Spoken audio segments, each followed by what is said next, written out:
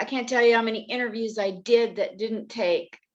Mm-hmm. So now I check because I've been Zuckerberged a few times. Zuckerberg. Acting like it's working. Yep. And let's see here. Yeah, now it's live. Facebook people, hi. How are we doing today at home? It's so nice to see you. This is interview number 812 on Comic Spot. So just stay at home, hang back on your easy chair, turn off the sports, and get to know an entertainer who's been around the block a few times. You aren't going to believe, you are not going to believe who you got in front of you today that you finally get to know. I'm so delighted. But first, that's a teaser. First, you got to get to know who my sponsor is. I'm an Army veteran. You're welcome if you're speaking English. And I'm part of the veteransofcomedy.com. So anytime you're looking for one more person on a lineup, go check out the veteransofcomedy.com and let somebody who served our country serve up jokes. So that's what I have to say about it. Thank you. I came up with that. Man, I can't believe I did that. And now I'm going to do the intro for our very special guest, Brandonn B. House. Brandonn B. House was born in Chicago, Illinois. He studied film and video production with an emphasis on screenwriting at Columbia College in Chicago with the hopes of being a film director. He auditioned for In Living Color and even received a call back, but the show got canceled by Fox. Darn. Brandonn soon got married and changed his major to business administration. He began his stand-up comedy career after moving to Phoenix after his divorce. The manager at one of the jobs called him in the office one day and told him that he was wasting his God-given talent and should pursue a career in entertainment. Using his childhood nickname, B. House, combination of his first name and his love for house music, he started doing open mics around the Phoenix area. 1 year into comedy, he decided the only way to get noticed outside of the Phoenix comedy scene was to start producing his own brand of comedy shows. Brandonn has produced comedy shows for Get a Load of This, Lil Rel, Damon Williams, Corey Boyd Bell, Shang, Dwayne Kennedy, Christopher Kid Reed from Kid and Play, among many others. He's best known for creating all the Black women comedy troupe called the Divas of Comedy in Phoenix. Brandonn B. House not only produces, he has performed at the Riddles Comedy Club in Chicago, Laugh Factory on Sunset, Broadway Comedy, Dangerfield, Stand Up Live, and the Tempe Improv. He is currently writing 2 scripts on his experiences as a comedian and creating the Divas of Comedy. He's also working with Trends TV to stream his unique comedy shows into all the dorm rooms at ASU and Columbia College. Oh, now that is super cool. Thank you. So let's get to know Brandonn B. House. Yes. Yeah, welcome. Thank you. I'm happy to be here. It's been a long time, so yes. Yes, I'm so glad you're here. Thanks for taking time. And what city are you in today? I live in Phoenix, Arizona. So I'm about 4 hours from Vegas, 5 hours from LA. I'm about 30 minutes from the sun, so I love it here. 30 minutes from the sun. So what was, let's cover a little bit about getting through the pandemic. Okay. How did it affect you and your loved ones and friends, and how have you been able to come out of it a little better off? Actually, I'm one of the few people where I enjoyed it. I'm a really introverted person, so I enjoyed not having a lot of people around me.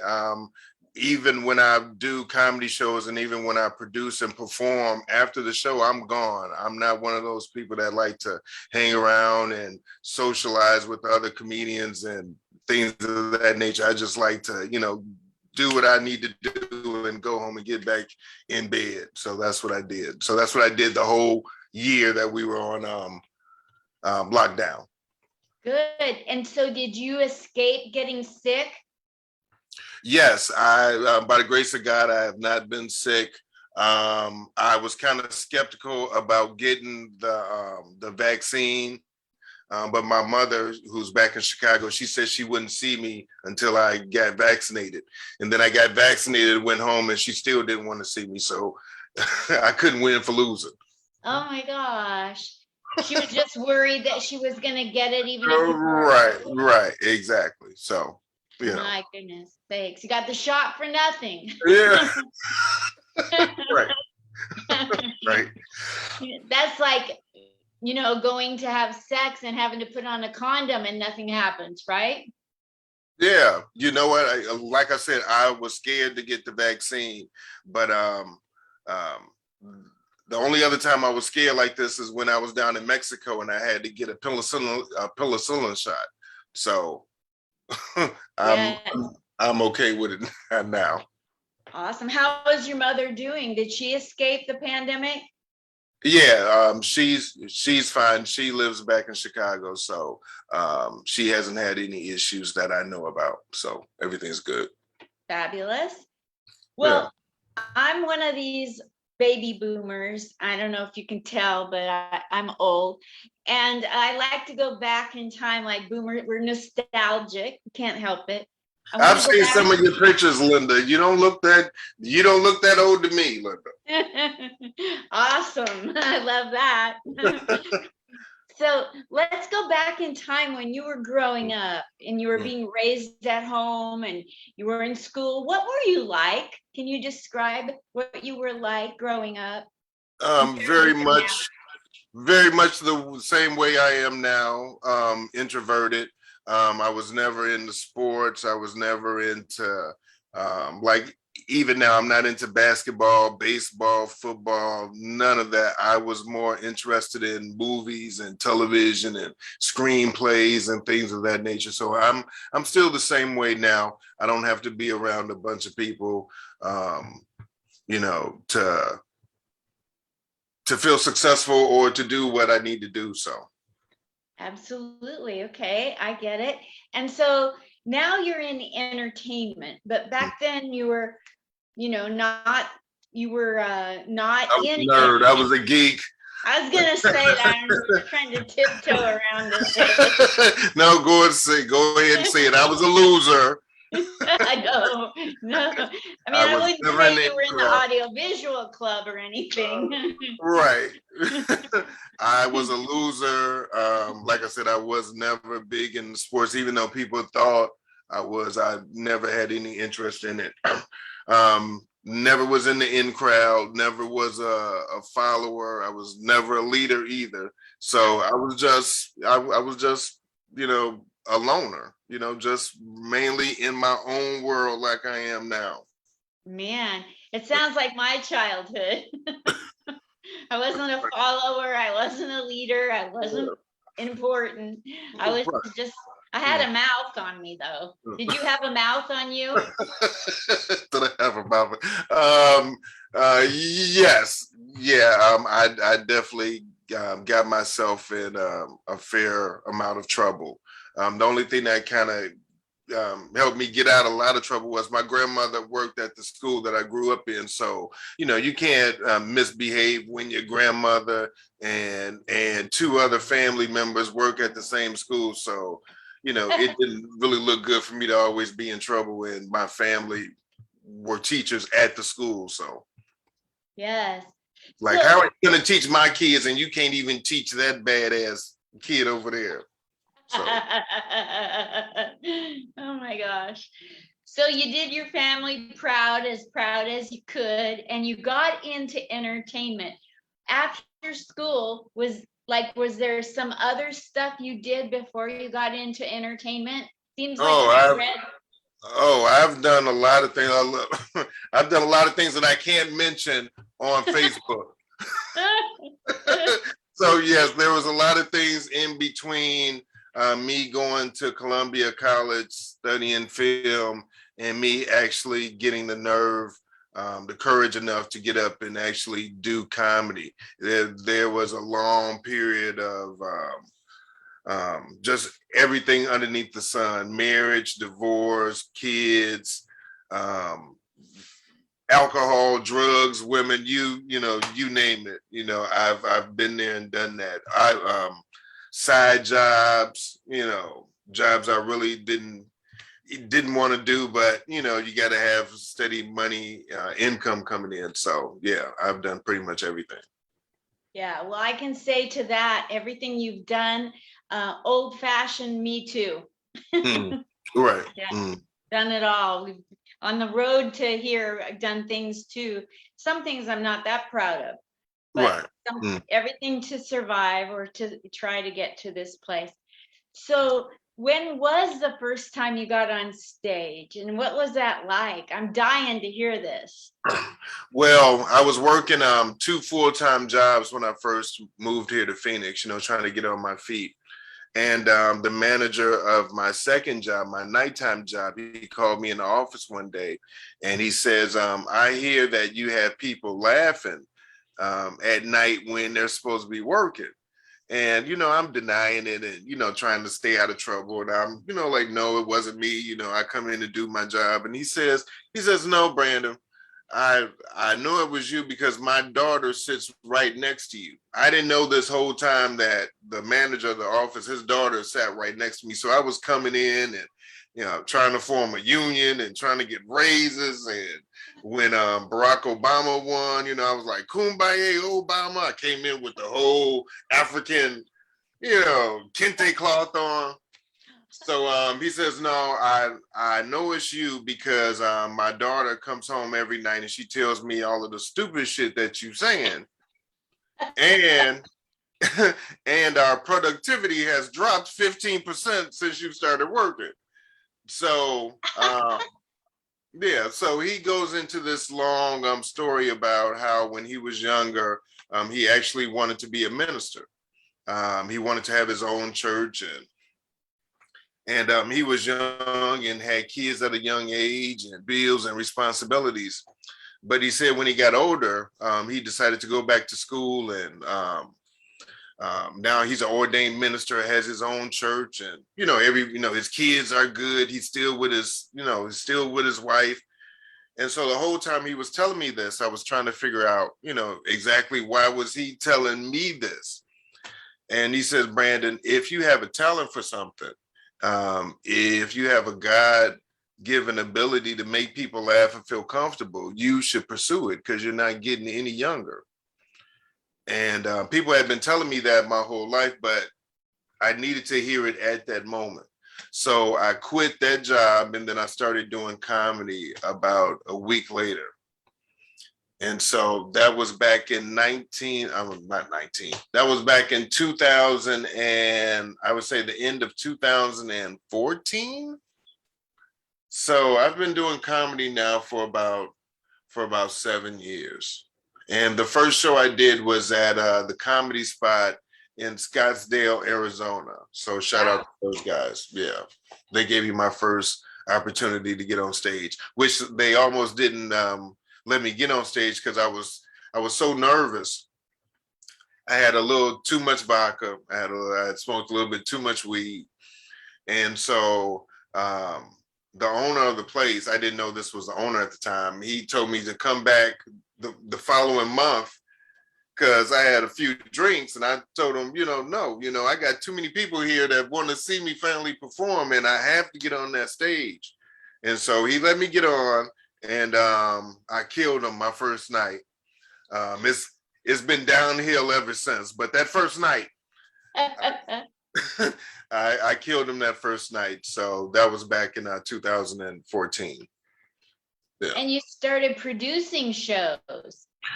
Yeah, about a year after that, I sat back and watched everybody who was up and coming in the game, even some more well-established comedians that I kind of knew personally. And I just watched everybody for a year, and then I decided, I think I can do that just as good, if not better. And so I started designing my own flyers. I started putting together my own videos. I started getting my own equipment. I started talking to venues and talking to other comedians. And then I would say maybe the first 4 or 5 shows that I did were pretty much sold out. Uh, Gee.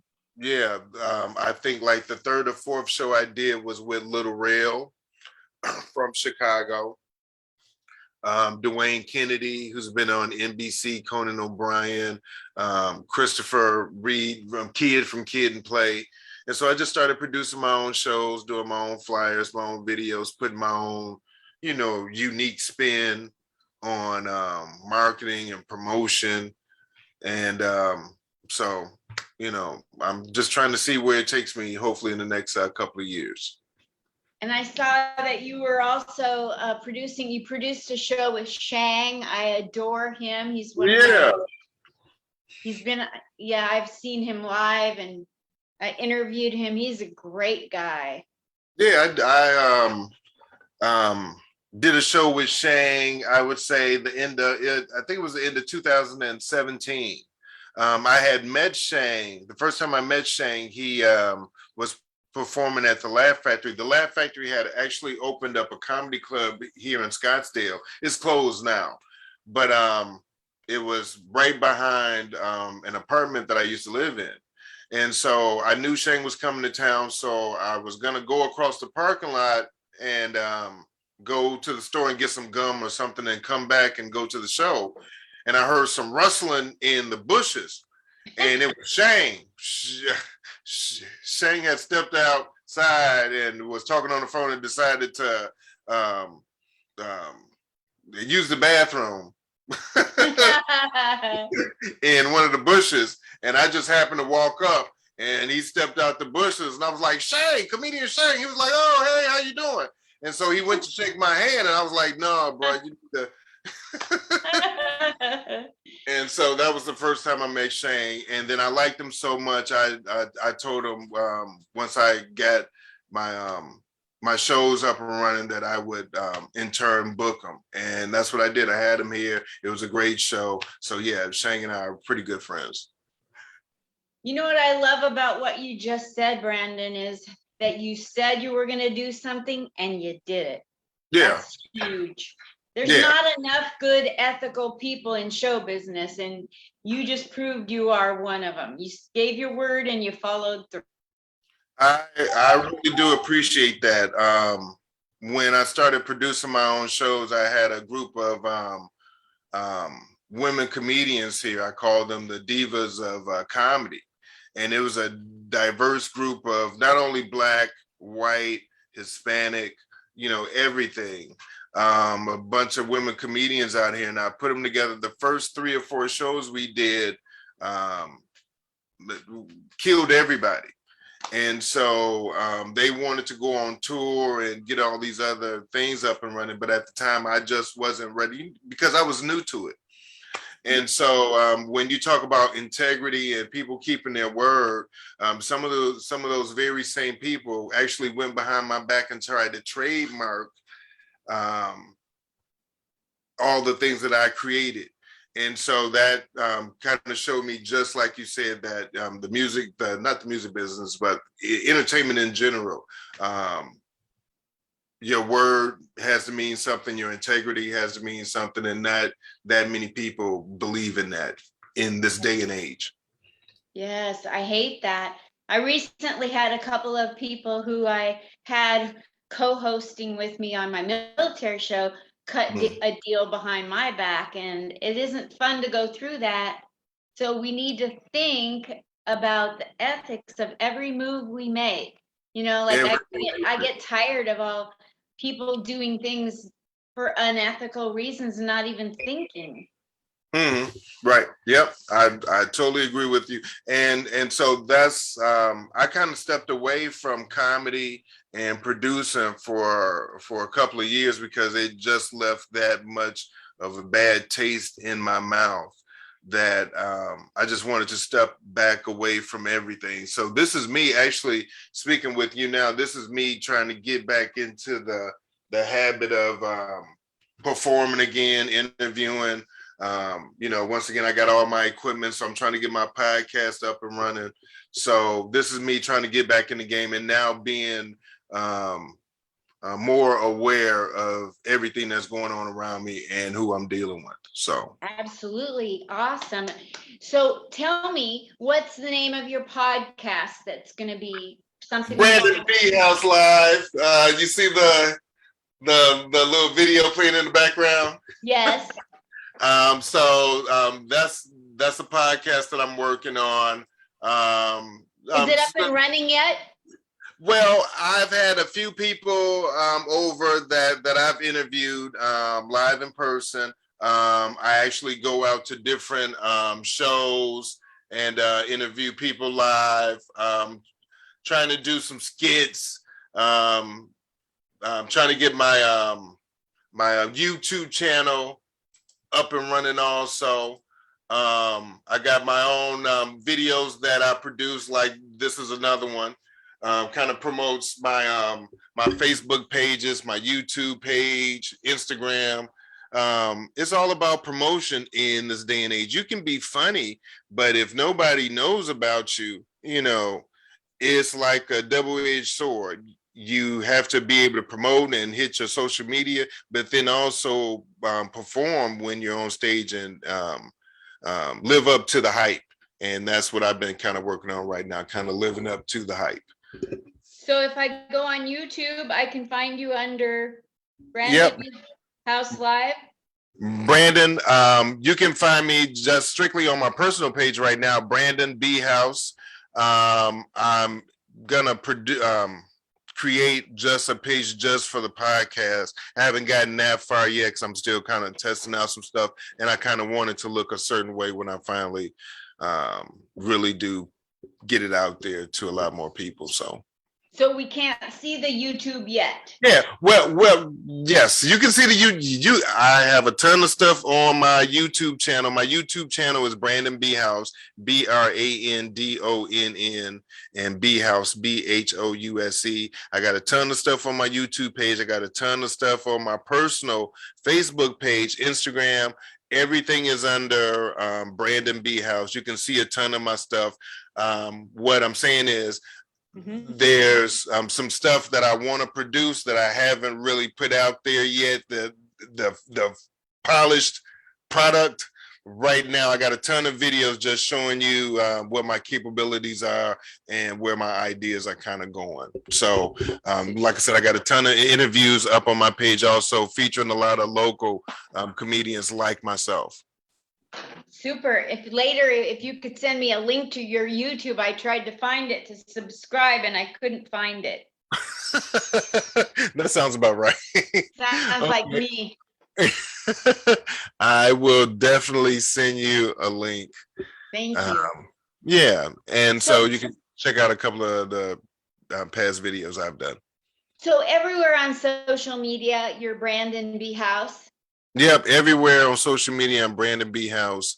And I'll try to be frank and earnest with people. In Phoenix, I'm frank, and in Chicago, I'm earnest. That's a Samuel Jackson joke from The Long Kiss Goodnight. So, yeah. See, there's another ethical thing you just did. You gave credit to where it was due. You didn't take a line. You quoted whose line it was. Yeah. Yep. Ethics are everywhere. You just got to look for it. Some people actually live by ethics. So I just saw another time where you deserve a shout out for being ethical. Thank you. Yeah. We always notice the bad things in people. We need to start noticing the good. Yeah, it's everybody's trying to cancel everybody else without looking at the positive things that that person may have done and said in the past, instead of always looking at the negative that they're probably doing at the moment. So I Yes. totally agree with that. What And do you then have also planned? people change. Yeah, people can change. A lion or a tiger or whatever it is can change his spots if he tries hard enough. I know a cougar, and she hasn't changed her. She hasn't Yeah, changed her habits yet. she's still standing on the same spot on the corner, Right. working out for her. So, what is it that you have planned to do in the next year or two? You've got social media you want to get going, more Yeah. interviews, more videos, Yes. sketches, that kind of thing. Yes. I want to definitely get more into sketches, skits. I'm waiting on a callback. I'm supposed to be going on a possible book tour with a fellow comedian who has a couple of books out right now. And so I can't really go into too much detail, but shout out to Bronzeville Books out of Chicago. Shout out to Danny Gardner. He's been on Def Jam Comedy. He's on volume 3 of Def Jam Comedy. So um, I'm hoping that some things kind of pan out. So maybe I said a little bit too much more than I was supposed to say, but I um, hope it pans out. thank you. Thank you. Yep. So, in the So, world, in mm, the whole world, Brandon, mm. what would you like to see happen where we're a better world because of the pandemic? What do you want to accomplish in your life? And how do you want the world to be better off because of the pandemic? Um, I see myself being more of a producer. I would like to definitely get into more television. I do have a couple of scripts. Um, One is kind of based on my whole experience getting into comedy and dealing with all the women and their different personalities, with producing them and the whole trademark issue and all that stuff. So I definitely want to get into that. Um, I see myself producing black oriented, not only comedy, but dramas. I do my own flyers, I do my own videos. So I never wanted to kind of box myself into any corner with just being a stand-up comedian or just being a promoter or producer. Um, so I kind of see myself branching out. In terms of the world, where I see the world going after the pandemic, you would hope that people would realize how much we depend on each other. Now that everybody was stuck in the house for almost 2 years, um, it should really make people realize how fragile life is. It was, close to what is 750,000 people died because of Corona and COVID. So tomorrow's not promised to you. So if you have family and loved ones, um, you know, appreciate them now, give them their flowers now, because tomorrow is not promised. So that's what Absolutely. I would say. It's really hard to talk to somebody when there's 6 feet of separation in the ground. Right. Yeah, that's very true. Exactly. That's like permanent social distancing. Right. Yep. Yep. So that would be my only thing. Yeah, the video turned off there for a second. I don't Oh, see. my video? Yeah. Okay, hold on. Oh, sorry about that.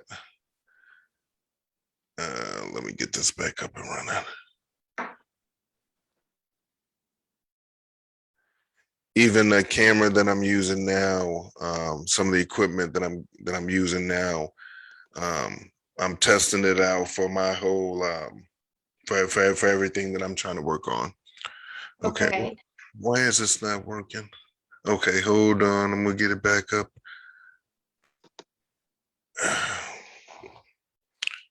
it doesn't work. It's okay. We're right at the end. We're So right at the end anyway. yeah. The Okay. one thing I wanted to ask you is there anything we didn't cover in your life or your career that you want to mention, like shout outs to people who've helped you or anything I didn't ask that you'll be like, oh man, I didn't get to say something? I would say probably a shout out to a couple of my best friends, Ken Kong, Mark Daniel, Mario James, D'Artagnan Brown. They kind of encouraged me to keep doing comedy. I don't know why this camera's not coming back on, so I It's apologize. okay. Yeah, so they encouraged me, of course, my mother, kids. I don't know. That's kind of hard. Yeah, only because I'm a really introverted. Yeah, it's so sweet of you to come on. I really appreciate it when somebody is introverted and comes on. That means so much to me. Really appreciate it. And Thank I you. just I know that you're ethical. I know you spoke about a God-given talent. And I assume you have some faith behind you and you're a hardworking man and you're not a one-trick pony and you're multi-talented and God bless you. And I just can't wait to see what you're up to next. Well, thank you for having me on your show. I apologize that my camera kind of phased out at the That's end. okay. As long as people can see me. Right, exactly. We know this about my selfies. Thank you so much. I appreciate your time. Thank you so much, Linda, and I appreciate you, and I wish you nothing but the best on your Thank you so much, show. Brandon. Love you. If you get to Vegas, we got to go have coffee or something. Coffee, some vodka. See you later. Bye. I'll talk to you later. Thank you. Bye. Bye.